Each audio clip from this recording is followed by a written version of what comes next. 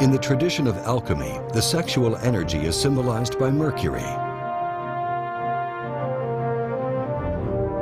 When we strike upon the foundation stone, the rock, we find the waters of life.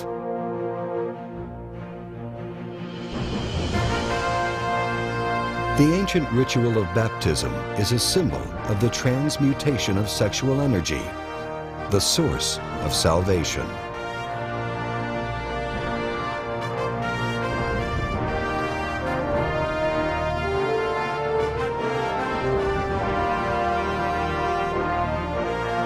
All of life is born of the sexual waters. The power of creation, harnessing the force of that electric energy, implies a great responsibility. At the time of Adam and Eve, sex was only practiced in the temples under the guidance of the Elohim. Gabriel and his legions of angels were guiding humanity in this holy ritual, as indicated by his recurrence in the Bible announcing the arrival of children. Gabriel is the regent of the moon and directly influences all forms of conception.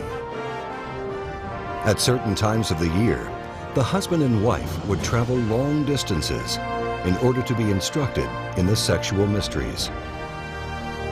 This is the long forgotten root of the modern practice of the honeymoon.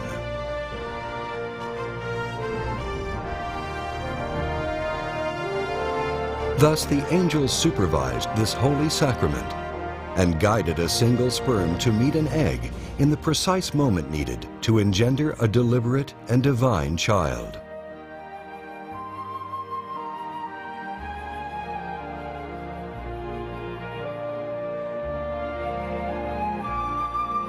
The wasteful expulsion of energy and semen through the orgasm was not and is not required to create a child. This is, in fact, the hidden meaning of the term immaculate conception. Immaculate means perfectly clean. When a man has an emission of semen, he shall bathe his whole body in water and remain unclean until evening.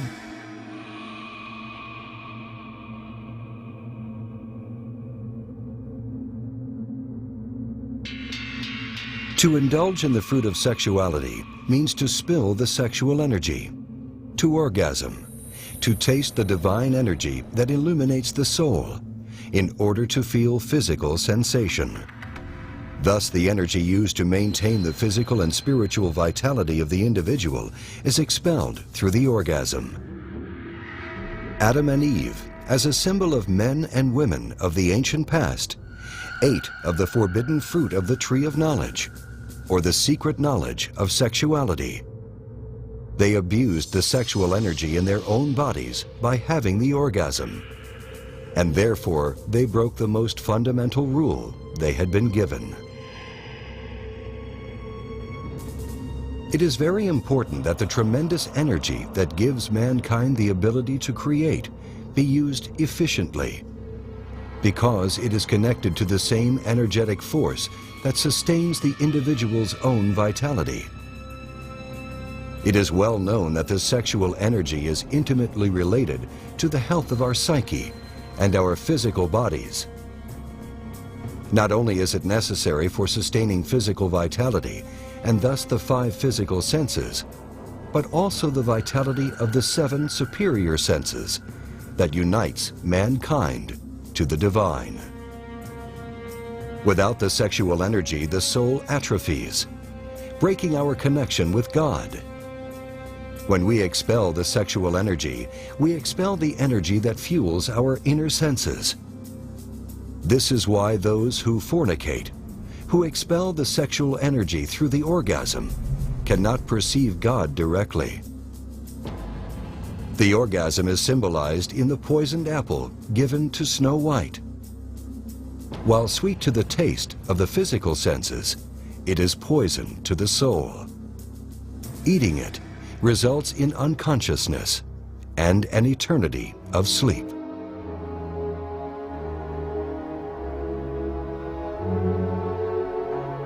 The universal story of maidens and virtuous heroes falling asleep is an allegory illustrating the sleep of the consciousness, the state in which the human being loses the direct personal knowledge of God and the higher realms of nature. This is why the fruit of the tree of knowledge was forbidden to eat.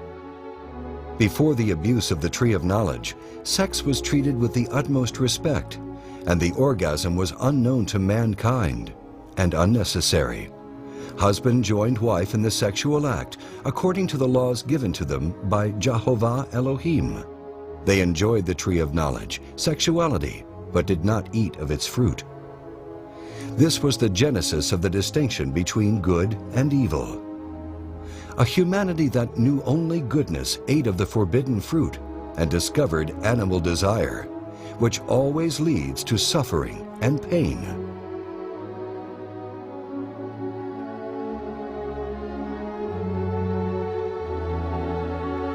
This is the Pandora's box or vase of Greek mythology, which when opened, releases the agents of evil into the world. Fear, pride, shame. And the eyes of them both were opened, and they knew that they were naked. And they sewed fig leaves together and made themselves aprons. And Adam said, I heard thy voice in the garden, and I was afraid, because I was naked, and I hid myself. Through the discovery of the orgasm, Adam learned to be afraid, to be ashamed. As promised by the tempting serpent, humanity gained new knowledge, the knowledge of suffering.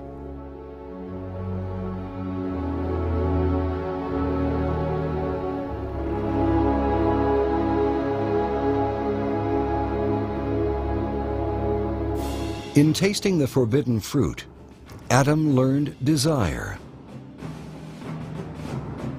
From this moment, right and wrong is filtered subjectively through the need to feel pleasure and avoid suffering. And Jehovah Elohim said, Behold, the man has become as one of us, to know good and evil. Humanity had already known good, innocence, purity, and simplicity. Now humanity also knew evil, shame, fear, pain, emptiness. Now humanity knew what the Elohim knew, that desire leads to suffering.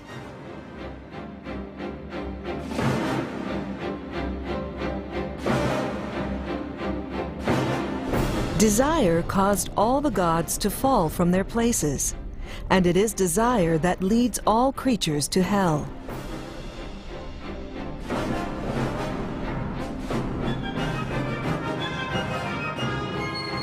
Desire is craving, and craving is suffering. Desire always leads to suffering. This is the message that is inherent in every great religion. The slave of desire is a slave of sin, and only suffering and death await him. Through the abandonment of desire, the deathless state is realized.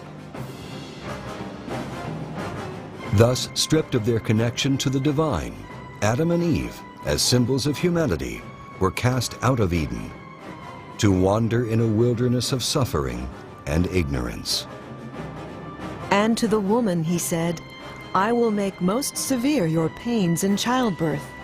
In pain shall you bear children. Rejecting the laws of Jehovah and the guidance of the Elohim, humanity attempted to have children on its own. And in the end, conception and childbirth happened out of balance with nature. And the result was pain and hardship. By using the sexual force to stimulate desire, the fire of Eve became inverted, flowing in the opposite direction. The serpent fell, forming the famous tail of Satan, stimulating the 7 inverted virtues, the 7